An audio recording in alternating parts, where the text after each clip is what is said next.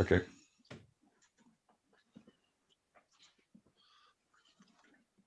We are live. Oh, great. Good for you. Good for you.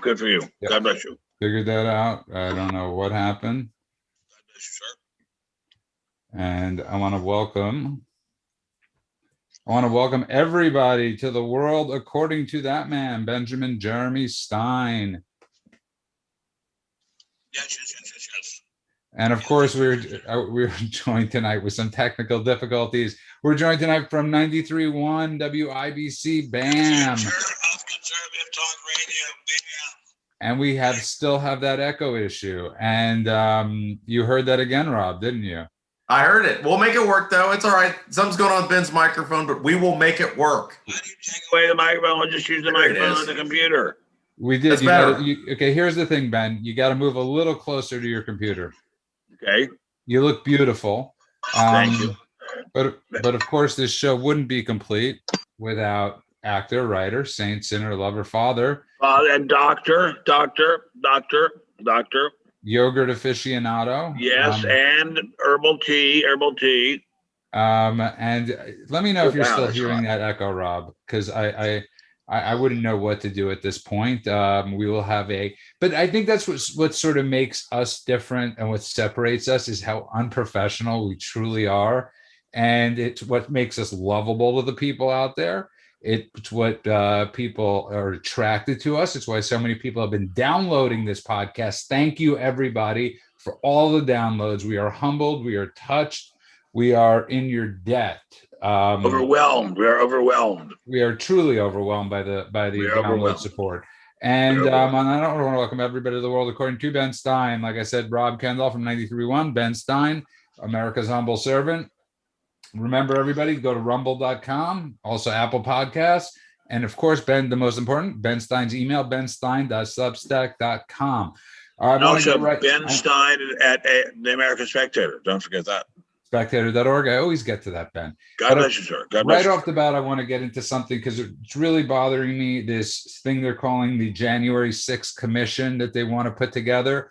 Or what is that? Oh, I've seen about that. That's crazy. Or as I call it, the January 6th Crucifixion, Ben Stein. Oh, very good. Very good. And I'm thinking to myself, of all the things for the last year they want to do a commission on, of course, it's one more chance to stomp on not just Trump's neck, but the neck of his voters. They just want to absolutely make us kneel into absolute submission, Ben Stein. Kevin McCarthy says he's not on board, at least. I want to get into something else. So Kevin McCarthy's not on board, but this idea that they're going to have a commission about January 6th, it's just comical. I mean, what is there to know? It was all videotaped. It was all there. It isn't as if there was any kind of secret conspiracy like 9/11 or like the assassination of John F. Kennedy.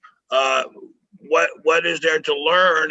As you say, it's just an opportunity to let the media crucify Trump and crucify his followers again. Why? Why are they so fucking afraid of Trump? You raise the greatest question, right? I think I know why. Because I think he is the first president in a long time who has tapped into the actual thoughts and heart of America, and not into the thoughts and heart of the media and the beautiful people, but into the heart of America. And you wouldn't think he would. He's a rich man, lives a rich man's life, but somehow he's tapped into the heart of America. What are your thoughts on that, Rob?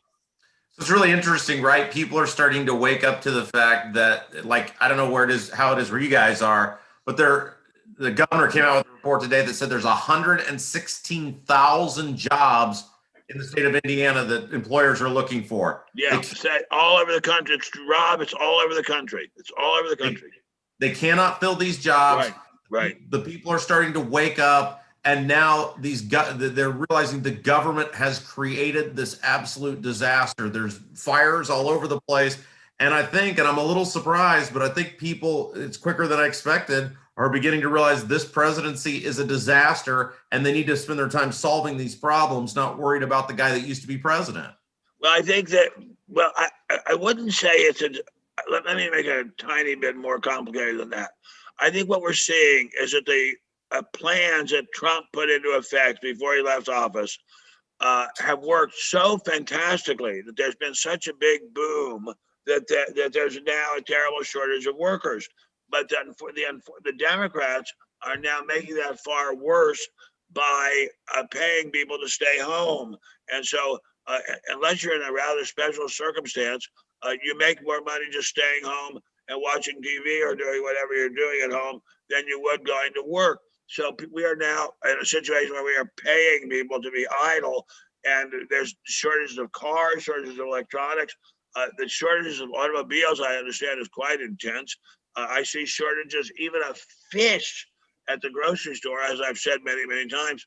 I do the shopping, most of the shopping today. My good friend Jeff bought us some fish, but I do most of the shopping.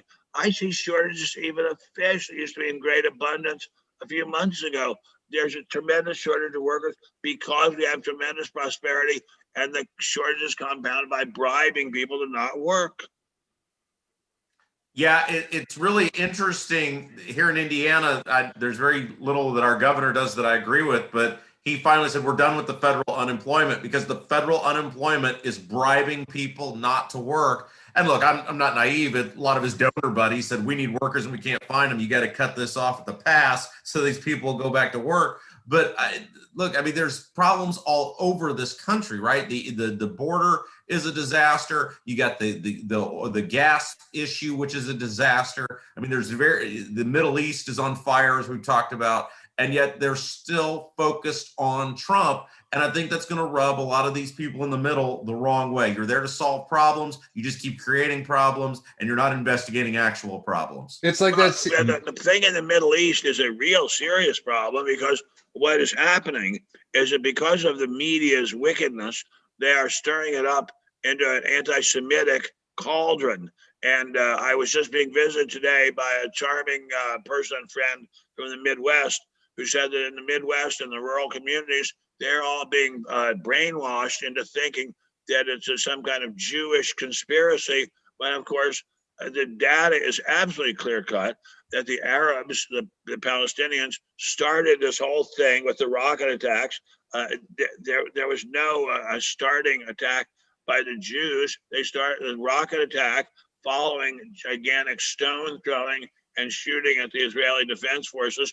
And somehow the media has transformed that into Israeli killing of innocent Palestinian children. The Israelis would be happy to stop and never fire another shot ever again. It's the Palestinians who are always starting it. This was actually going to be my next segment, because the White House came out and said that what Trump brought really wasn't peace to the Middle East. And I'm like thinking to myself, I mean, I get that you could say something, but here's wherein lies the major problem, is that when nobody's questioning what you're saying, you're right. The White House could say, if you're on the left, you could essentially say whatever the hell it is you want.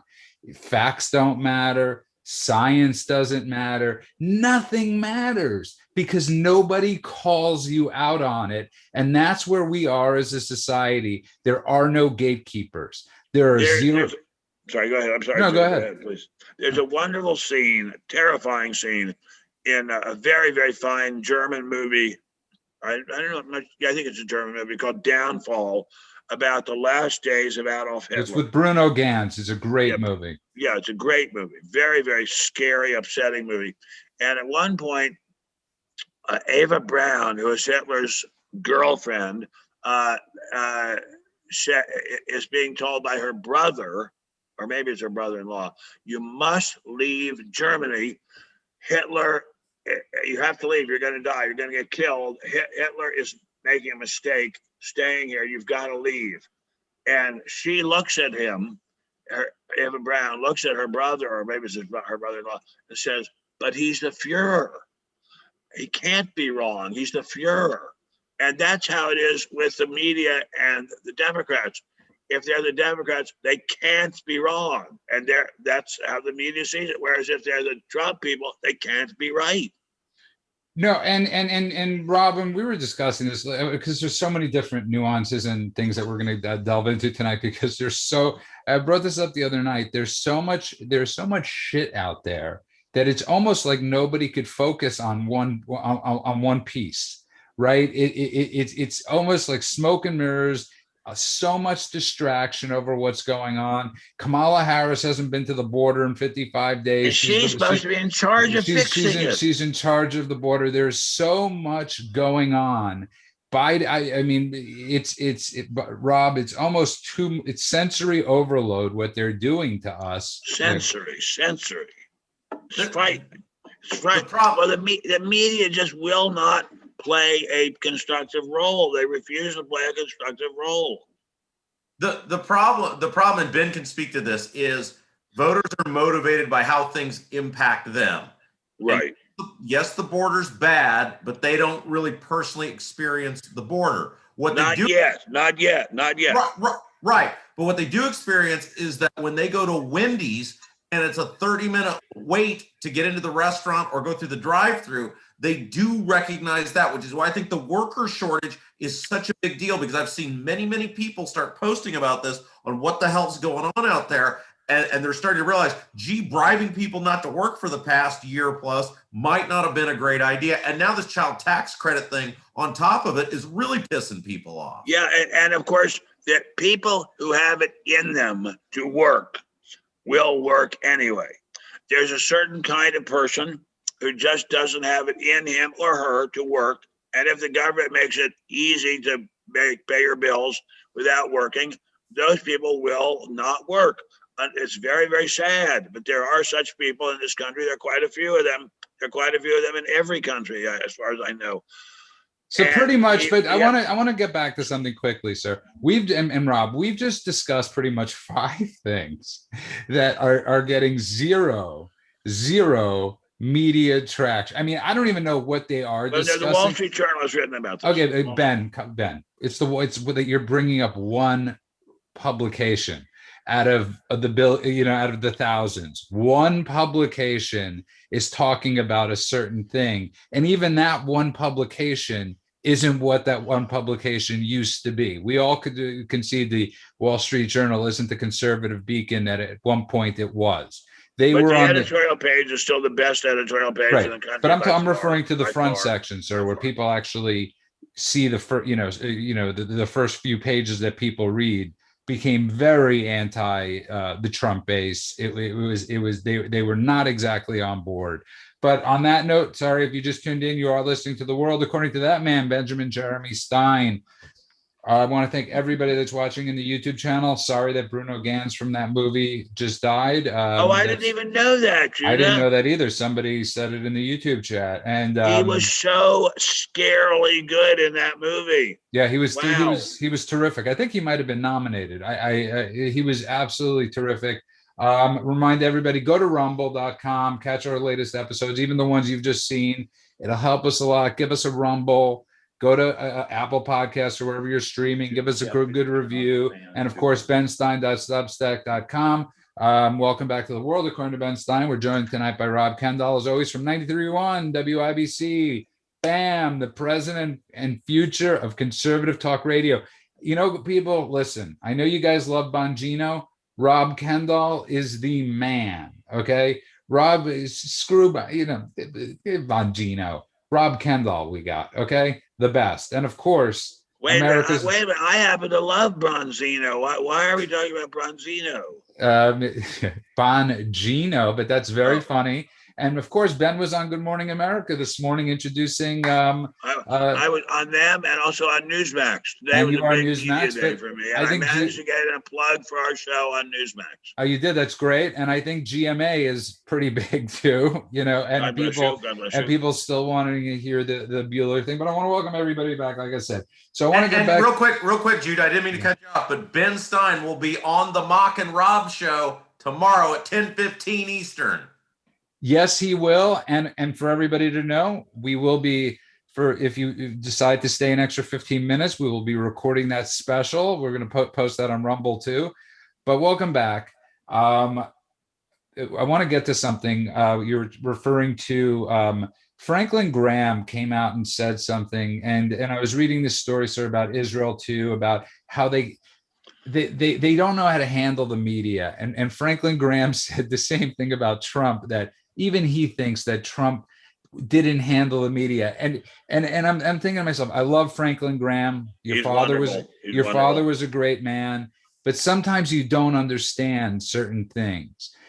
No matter, and a lot of people don't understand this. No matter how much you capitulate, no matter what you try to do, the media hates us.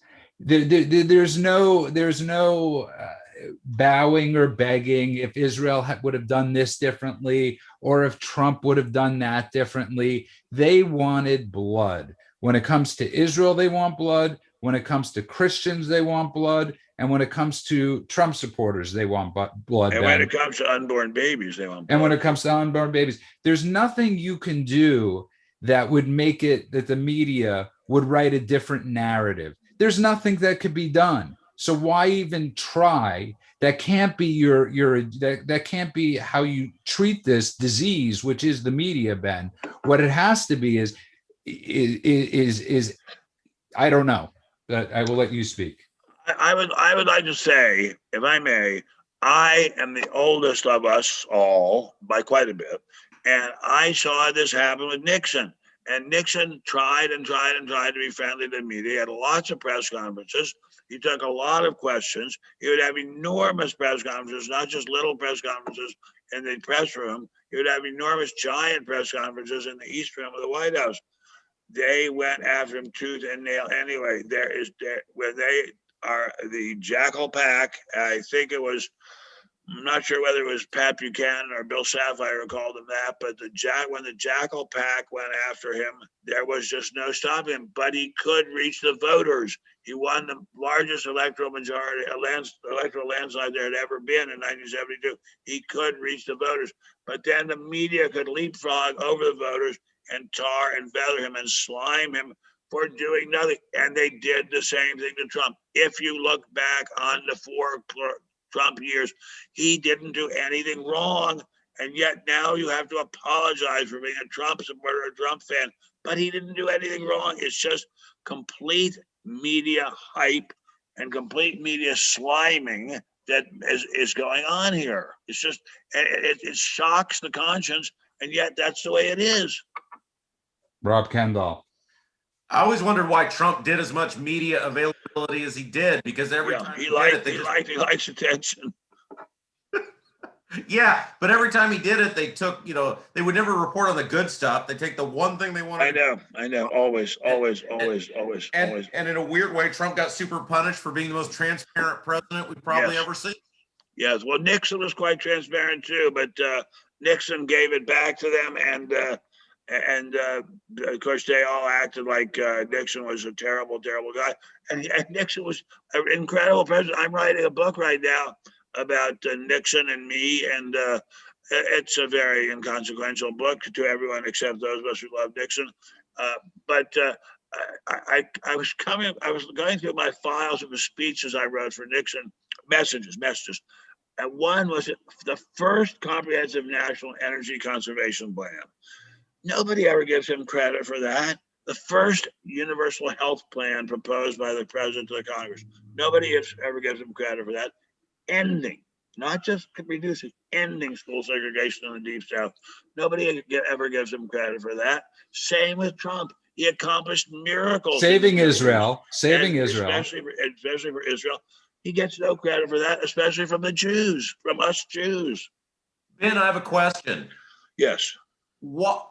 Nixon was a Republican, but he wasn't a right-wing grenade thrower. Why did the media hate Nixon so much? You saw it from the inside. Why did Nixon perceive that the media hated him so much? They hated him, one, because he did not come from the upper Ivy League, a privileged, beautiful people class, and they resented very much the fact that he had become so successful anyway. II, because he had gone after a State Department traitor named Alger Hiss, and he had exposed Alger Hiss as being a Soviet spy. And but Alger Hiss was a fair-haired boy of the media and of the beautiful people in the East End in Los Angeles and Hollywood.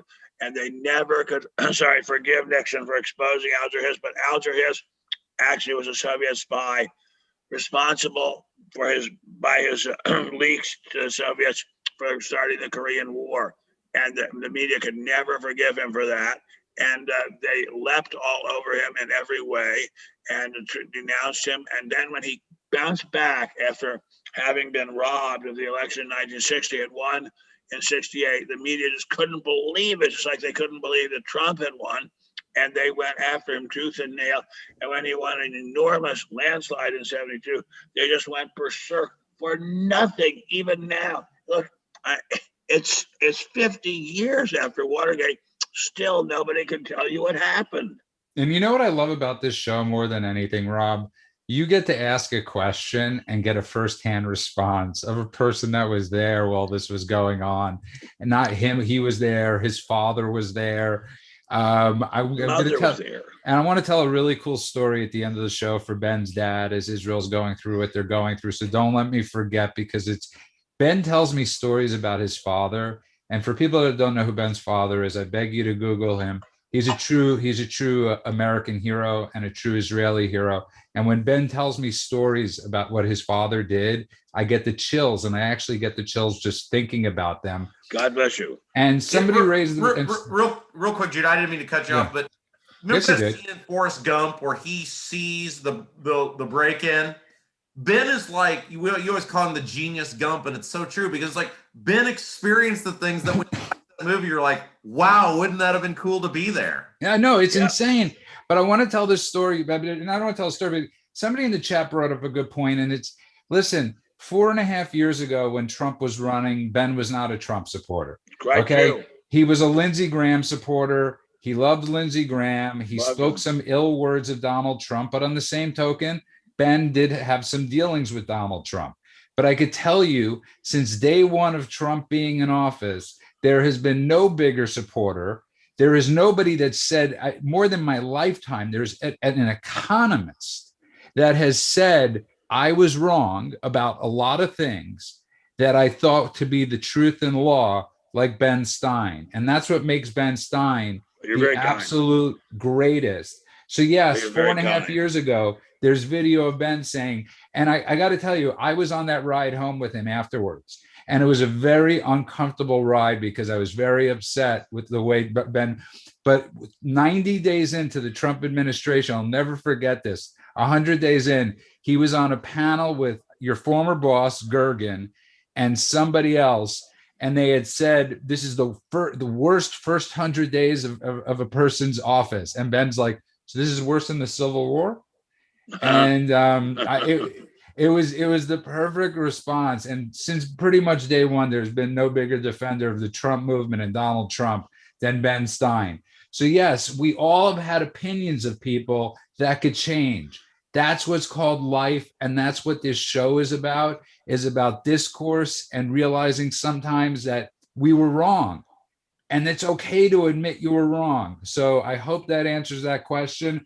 I want to get more back more into this media thing.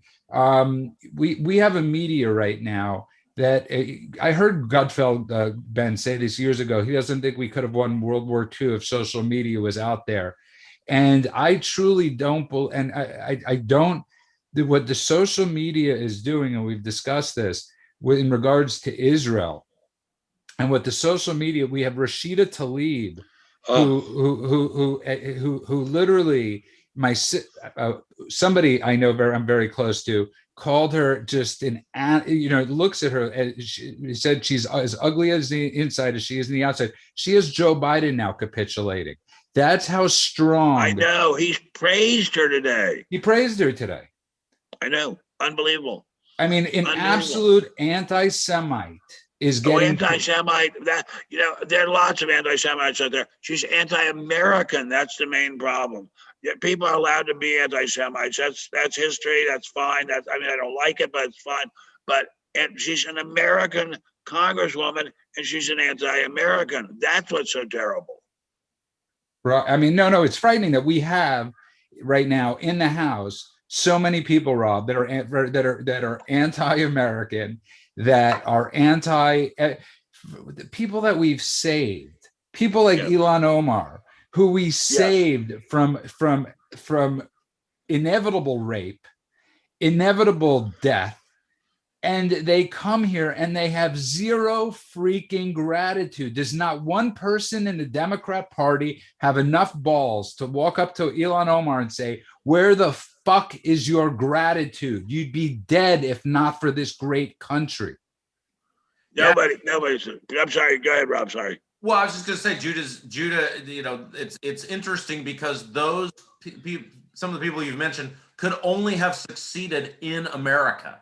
I mean, we got into this with the critical race theory stuff over the shows, that they teach these kids and they teach these young people to hate this country, when in fact that they created this wonderful system of governance and the ability where if you believe in it and you dream it and you're willing to work for it, you can do whatever you want to do. And yet we're led to believe that America is this awful place, but we're littered, unlike any country in the history of the world, of people who have made themselves great and would not have been able to do it anywhere else. Absolutely right. I mean, this country, I've said this before and I'll say it again.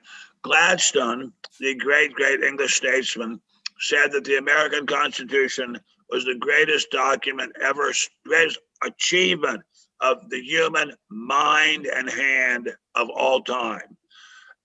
Gladstone, British statesman, a very, very high order of magnitude of intelligence. We never hear anything like that from the Democrats in the House of Representatives or in the Senate. Where is their gratitude? Where is their gratitude for living in America? I go shopping almost every night, not every night, but almost every night, and walk up and down the aisles of the grocery store. I'm in tears of gratitude.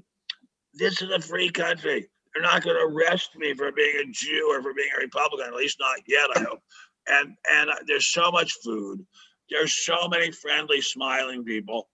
This is such a great place. Where is the gratitude?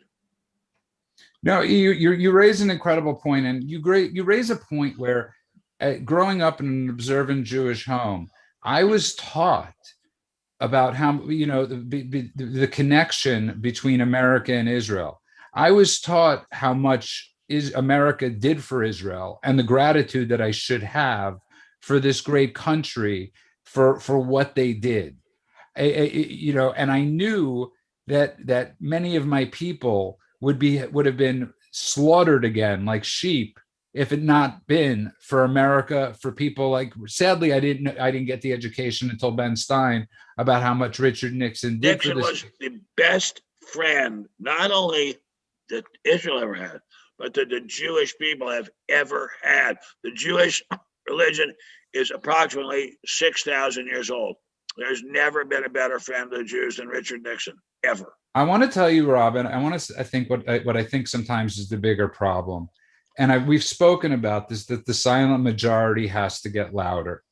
Okay, we've spoken about this, and there are more people that believe in God and country, or the universe and country and righteousness, than don't. And it really, Rob, has to become our job, when people are spewing vile stuff about our country and who we are and who our allies are, we have to, Rob, stand up to them and say, you don't know what the hell you're talking about. Yeah, and it works a lot of times, and I don't know why people don't do it more often. It's like, I don't know how it is where you guys are out there, but there's a big push in central Indiana now by a large group of parents throughout many school districts to defeat this critical race theory stuff. They know Are they teaching that in Indiana, Rob? Oh yeah, they keep saying they're not teaching it, but it's all the tenets of critical race theory. They just say, well, we're not teaching it, but in reality, it's, you know, the SEL, it's all of it. And the point is, the parents here in all these different school districts have gotten loud. They said, we see you, we know what you're doing, we're going to fight you, and then we're going to kick your ass in the next school board elections and take our public schools back. When people stand up, it's why Trump got elected. People in Michigan and Ohio and Pennsylvania and Wisconsin who had not stood up for themselves in a very long time said, we're taking our country back. And I don't know why people don't do it more often, because it works when people do it. And I'm going to get into why I think that is after this next segment, after this brief break. But if you just tuned in, you are listening to The World According to that man, Benjamin Jeremy Stein. And I consider it an honor and a privilege to do this. People just love the podcast. We have had such a great reception, such a great reaction. We are humbled. We thank you. Sorry for some of the cursing tonight. I know it offends some of you, but sometimes sometimes I just don't know what else or how else to say it. So Papa Kendall, I'm sorry. I know your father probably isn't into the cursing. He swears all the time, Judah. He swears all the time. You're okay, fine. good. Thank you. I don't want to remind you, benstein.substack.com. And of course, Apple Podcasts and everywhere podcasts, you can download them. And of course, you can find Ben at spectator.org and Rob every day at 93.1 WIBC. Bam, the future of conservative talk radio. But I want to get into what we're discussing because it all comes to leaders. So when Trump was there, the movement, the base fought back, right? We had developed Parler. We had developed certain things where we had this thing to fight back. Right now, and I brought this up before the show, Ben Stein, with Rob, when the first hearing started with Trump, the Republicans held the House and the Senate with Russiagate. Jeff, could I have some aspirin, please? 5 inch. He needs his aspirin now. Yeah, as soon as you mention the Congress, I get a headache. No. But Ben, so they all of a sudden we get Russiagate. When Republicans have the House and the Senate, we allow this to happen. When they have the House, they get impeachment. Where in God's name are Republicans doing commissions on voting regularities? Notice how I said regularities, YouTube. I didn't say anything else.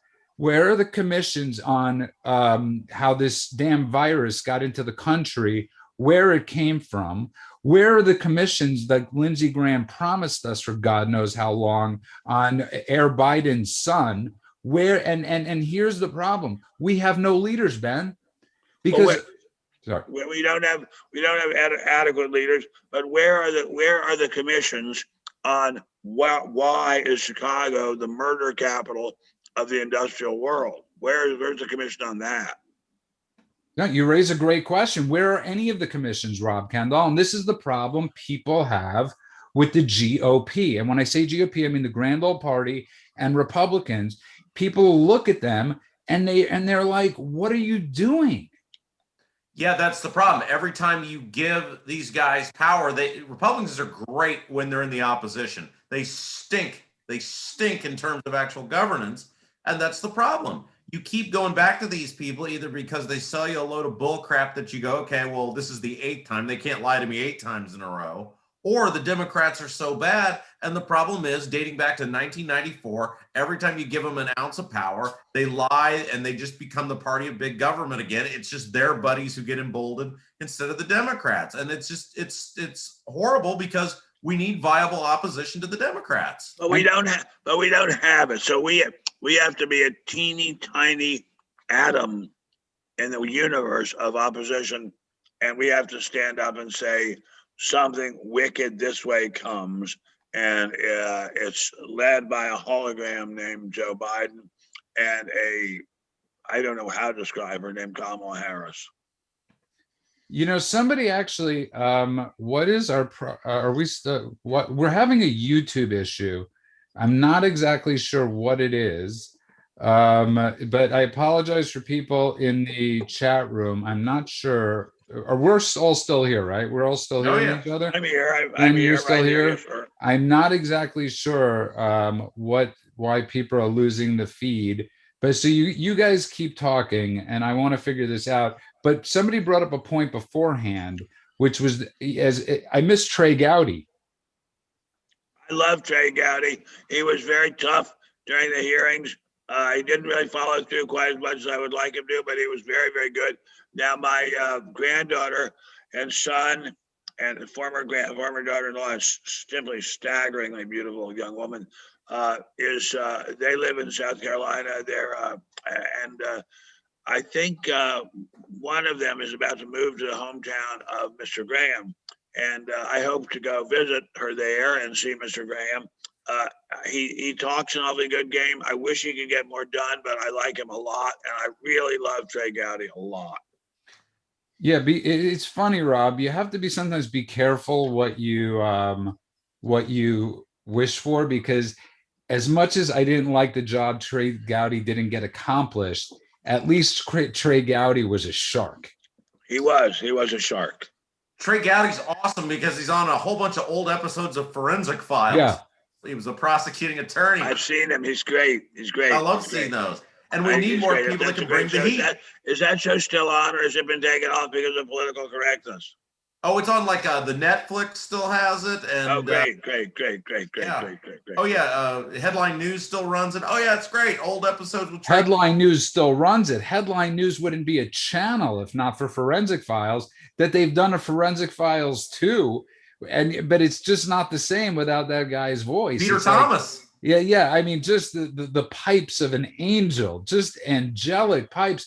But that's the question, Ben, is that, and we were discussing this the other night. My biggest issue with you have, like, listen, we know people have to make money. We know people are in the business of making money. But for 4 years, certain of our allies in the media, from Fox News, certain people pretty much gaslit the Trump base into convincing them that every day there would be a new indictment. You had John Solomon, you had all these different people in there, and never once was something brought to the table. And I think that's people's biggest struggle right now is where are the fighters in this movement? Well, here we are. And there's Trey and there's Lindsay, and Lindsay doesn't fight quite as hard as we would like him to, but he talks very well, and he's a good friend, and we like him a lot. And there will be others, and I know Judah will probably kill me after the show, but I like Mitch McConnell quite a lot. He's not fiery, but I think he's really good. I love Franklin Graham. I think he's wonderful. I think he's going to do great things forever. So they're around. We have to hear more from them, but they're around. I like the governor of Florida very, very much. Very, very much. I think we're going to hear great things from him. Ben, when you visit with Lindsey Graham, do you guys like talk candidly about, he has to know conservatives, just it's a love-hate relationship, right? He doesn't know me well enough to know enough about me to know anything about me. All he knows is that I run into him a couple of times in the Greenville airport. I am very impressed that he carries his own luggage. He knows that my son and granddaughter and former daughter-in-law live there. He knows that I'm a fairly substantial contributor to him. And other than that, I don't think he knows anything about me. I guess he knows I'm Republican. He probably knows I've seen from Ferris Bueller. I don't think he knows much about me at all, but I am a supporter. Because I would love to be able to get these politicians like candidly, and like a Lindsey Graham, because he was great during Kavanaugh. He was awesome. Yes, he was fantastic during Kavanaugh. And by the way, we keep getting back to this issue. I've been around watching congressional hearings for a long time, a really long time. I'm 76. I'm an old man, and I've been watching congressional hearings since I was 5 or 6 years old. And I have never seen as slimy an attack on a human being as I saw during the Kavanaugh hearings. And somehow the people who did those completely got away with it.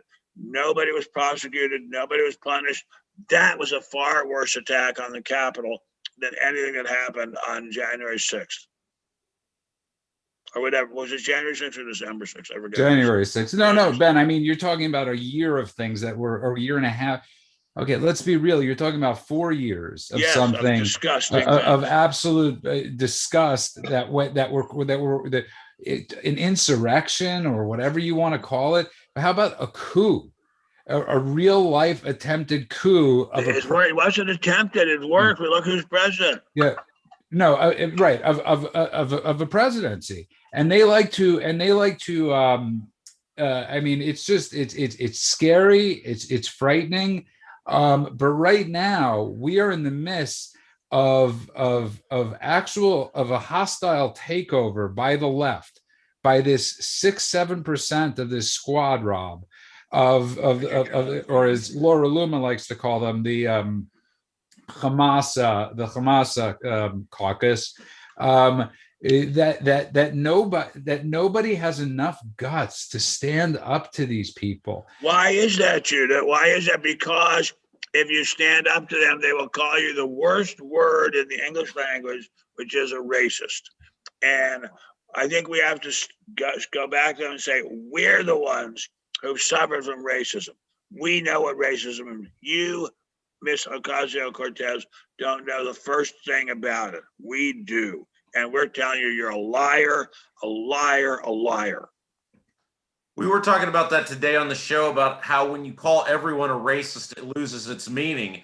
And I don't know when we get to that point, but I'm hoping that more regular people, not the people that are super political or involved in politics, are recognizing that when you call everybody that it just doesn't mean what it. But it does, Rob. I wish you were right, but it does. It's just like when they call someone. I mean, there was someone, I forget who it was, some politician, and he might have been a Democrat, who was being called on the carpet for inviting a woman to lunch, and he said, "Oh no, it was Gates, it was Bill Gates. He's being roasted for inviting a woman in his office to lunch by email, and saying, if it makes you at all uncomfortable, just forget I even said, for inviting her to lunch. You didn't invite her to a motel, you invited her to lunch. So you can call people a sexist and call them a racist. All you have to do is start calling names. It's like a schoolyard. It's like calling people names in a schoolyard. That's what American politics have become, and American social life have become like.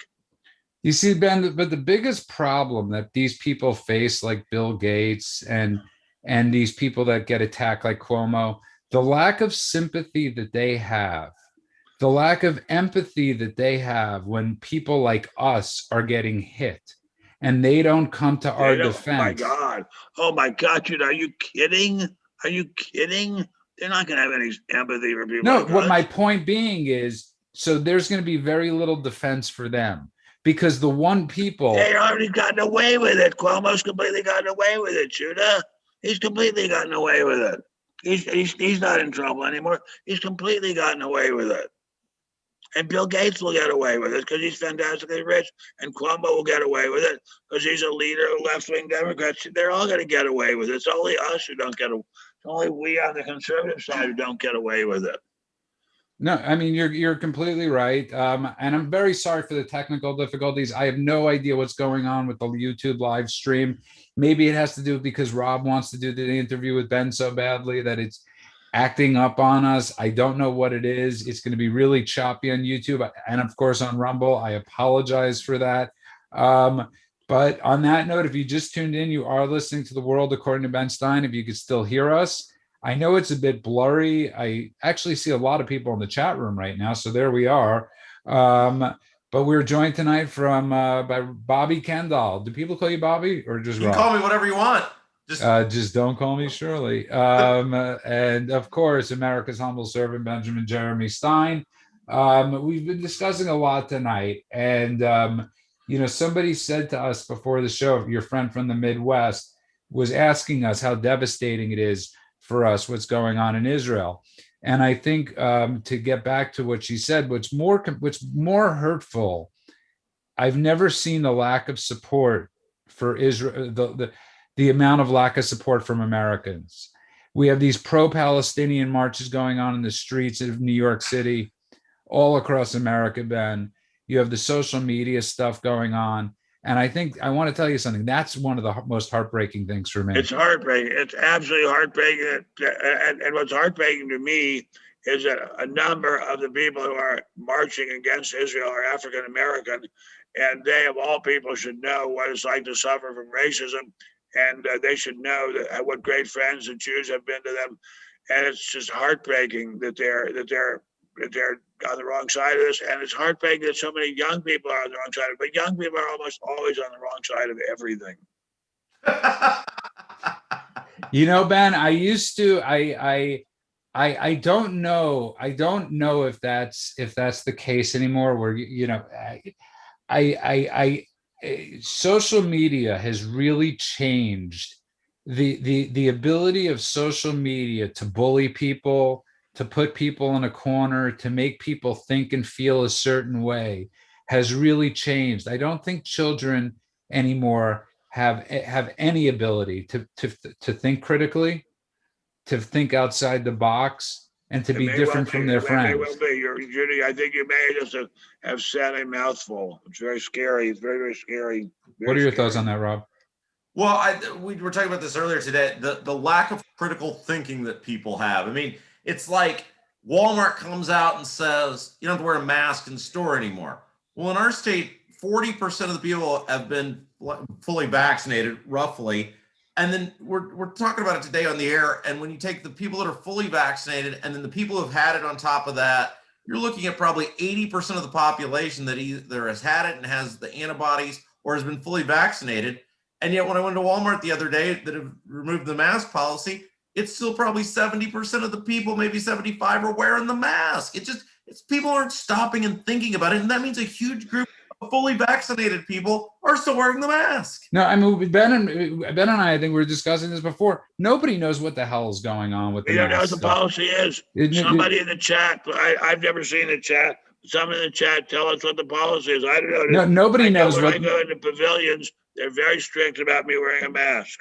Right, but Target, on the other hand, has said that you now don't need to wear a mask. But I don't know if California has adopted the state of, the federal, because you can't federally. This isn't federal stuff, Rob. Right? It's state stuff. Trump made sure that he did not federally mandate anything.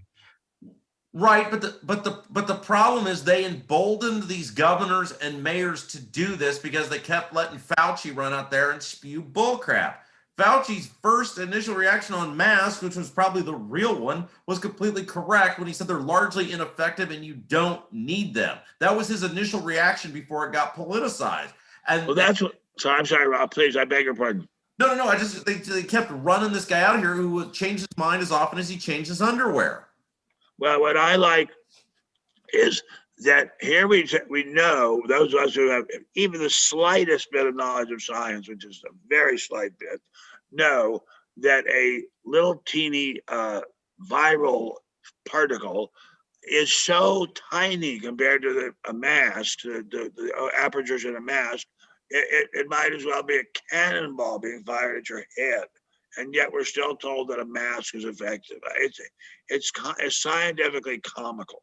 I don't know if I told this story, but I had a loved one that was in the hospital, and they're fine now, and they had a surgical procedure. But every time you'd go into the hospital, unless you had one of those surgical masks, they would make you take it off, and they would give you a mask in order to enter the hospital. And I was asking one of my buddies who delivers medical equipment to hospitals, I said, why do they do that? He said, because the medical people know those cloth masks are bullcrap. They don't do anything, accomplish anything. They're a complete waste of time and space. Yet they're out there saying, oh, wear your mask, you'll be fine. And people in Malibu, the style in Malibu where I have a house is that you just wear a bandana, a hippie bandana. You don't even wear a mask, you're a hippie bandana. And so that's the thing, is if masks work fine, there's not much evidence that they do, which is why Fauci said it in the beginning that you didn't need a mask. It's why the Surgeon General under Trump said initially you didn't need a mask. But you're lying to people and you're deceiving them. And then people just tune you out when you actually have pertinent information. But that's all I'm sorry to say, and again, I'll go back to the fact that I'm so much older than either of you. The government largely is in the business of lying and deceiving. Sorry to say that. So are scientific experts. I'm focused on the YouTube, Rob. So talk, because Judah, I think your YouTube may be okay. I was watching it on my phone just a moment ago, and it looked fine to me. It keeps on going in and out, and you know what? It could just be simply that YouTube is having their issues right now. YouTube could be down. YouTube could be having streaming issues. I don't want to get all Larry claiming on YouTube yet, just yet. And I really do think Larry claiming should be a verb, to not go all Larry claiming on something. But no, that would be an adjective. Is that an adjective or a verb? Yeah. Oh, you got Larry Klayman would be a verb. Yeah. Right, but if to go all Larry Klayman would be Well, we could use him as a verb as an adjective. well, you okay. But anyways, I think what we're discussing is this real frustration that's going on in this country right now. I'm very frustrated about almost everything, but I'm awfully glad that I happen to have as my wife the world's finest human being. Let's be thankful for what's good in our lives. I am married to a saint. She's beautiful. She's intelligent. She's forgiving. She is the most kind, saintly, godlike person I've ever known in my life. If God is love, then my wife is a big chunk of God. And I am so blessed. And I look at the world and I see how fucked up it is, pardon the crudeness of my speech. And then I think a few feet away from me is the world's finest human being, and my eyes brighten. See, okay, and that's beautiful, and I know you believe it, and that's extremely well said. But I want to get to something once again, and I want to get to this mask thing. And I brought this up the other night, Rob Kendall. The midterms are coming up very soon. They are coming up really soon. I don't think they realized how quickly, how good of, as Ben said, the economy is strong because of Trump, but so is the vaccination process strong because of Trump. And I don't think that they planned on this being, I think they really thought they could keep us in for another 2 years. And all of this back and forth is nothing more than keeping us from having free and fair, from people going to the polls live, from certain things that wouldn't cause voter regularity, Rob.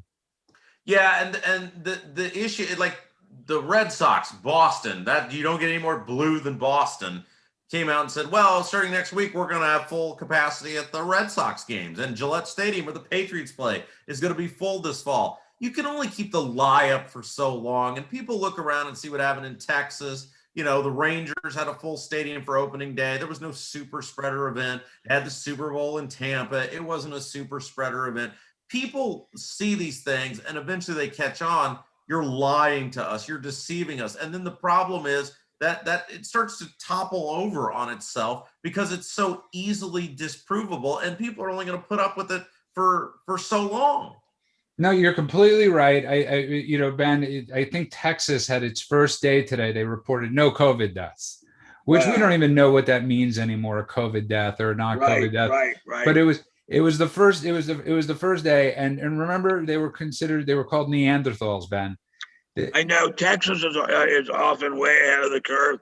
And by the way, someday some statistician is going to go through the COVID deaths and is going to find out that there's an awful lot of people who died of things not related to COVID, and that the COVID deaths were greatly overstated. Don't get me wrong. It's a bad, terrible thing, awful, evil thing, terrible, terrible thing.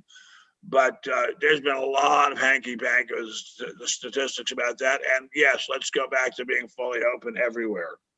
And somebody brings up in the chat, which is working right now, that and Ben knows this about me. I have a really usually, and so does Rob. I mean, have a really good pulse. We all do have so do you in the chat, have a really good pulse on the midterms. And I could be honest with you. I do not think I have a good pulse. I could be honest with you. I do not either, Rob. I have no idea what the future, what the midterms are gonna bring forth.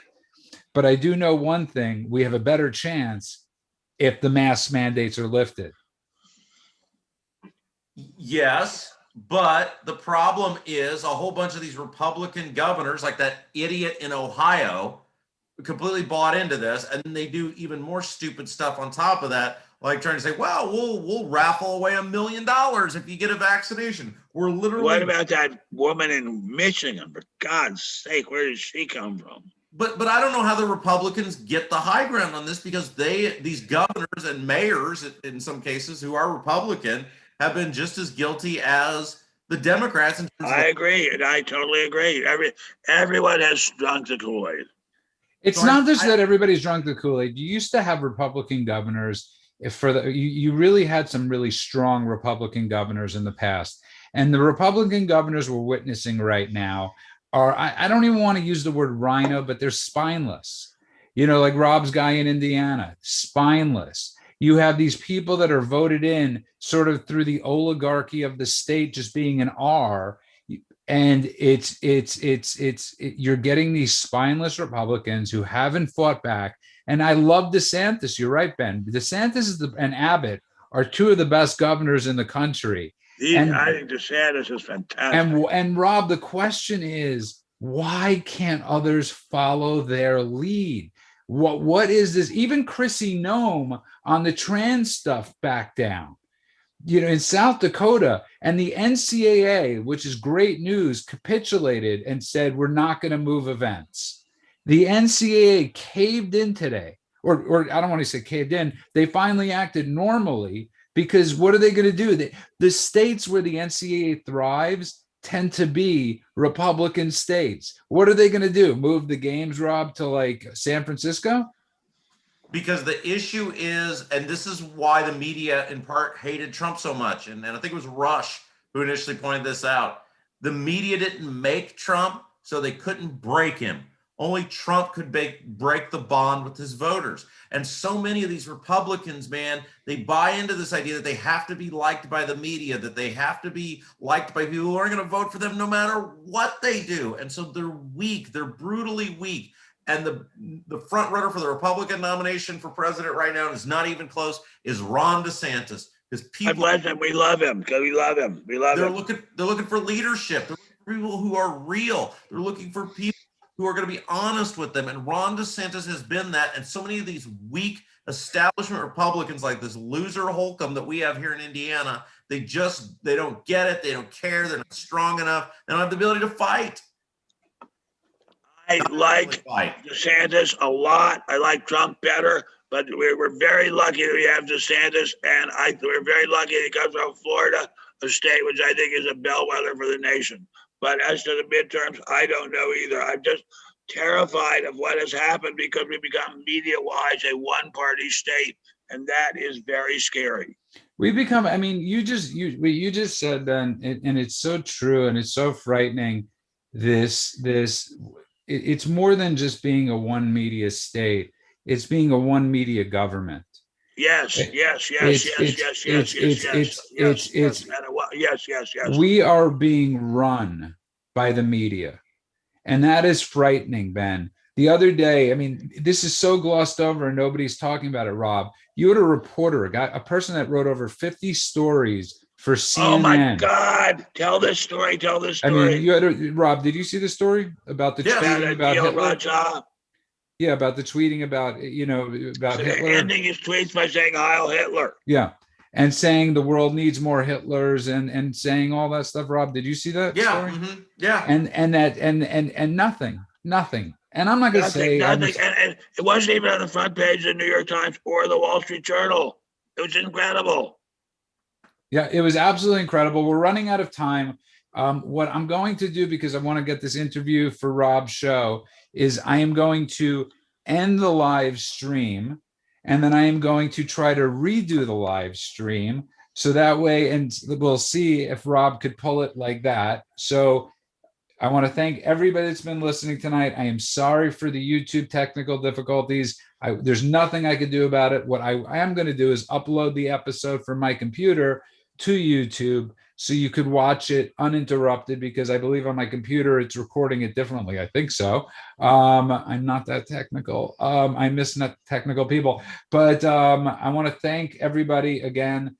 Go to rumble.com, benstein.substack.com, because we will be switching very soon to Rumble, doing our live feeds through Rumble, but also, and get the podcast.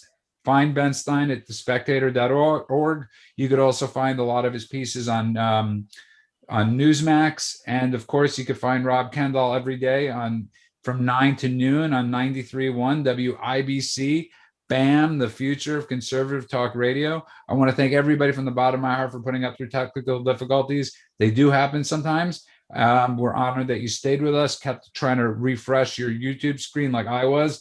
Ben, would you like to take us out? Go down to Moses, way down in Egypt land. Tell old Pharaoh, let my people go. And on that note, I want to thank America's humble servant, Benjamin Jeremy Stein.